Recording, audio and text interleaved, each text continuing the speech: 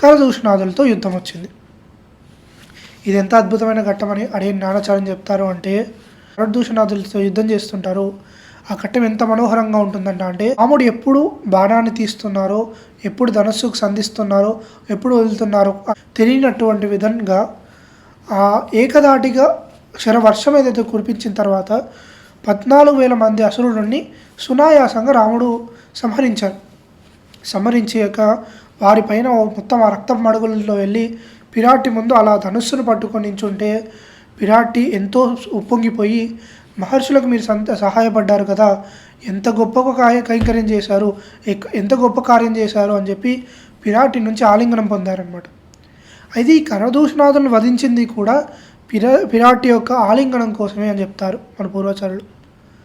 ఎలాగైతే మన ఇండ్లలో చూస్తుంటాం, భర్త ఏం చేస్తుంటారు అంటే, భార్య వంట చేస్తుంటే ఒక కూరగాయలని తీసుకొని చిన్న చిన్నగా కోయమంటే పెద్ద పెద్ద ముక్కలుగా కోసినప్పటికీ కూడా అది ఆ భార్య చూసే ఏమంటుందండి, అరే నాకు ఇంత అదృష్టవంతురాల్ని, నాకు ఎటువంటి భర్తను పొందాను, నాకు ఎంత సహాయపడుతున్నాడు అని చెప్పి ఒక ఆలింగనం ఇవ్వడమో కానీ, లేదంటే అన్యోన్యంగా వారు ఒక చిన్న పరిహాసం చేసుకోవడం కానీ చేస్తుంటారు.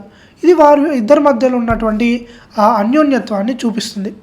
అలానే ఏం కష్టపడినటువంటి రాముడికి పిరాటి యొక్క ఆలింగనం అనేటటువంటి ఆ గొప్పనైనటువంటి సంపద పొందడానికి కరదూషణాదుల యొక్క వధం ఒక సాకు మాత్రమే అని చెప్తుంటారు.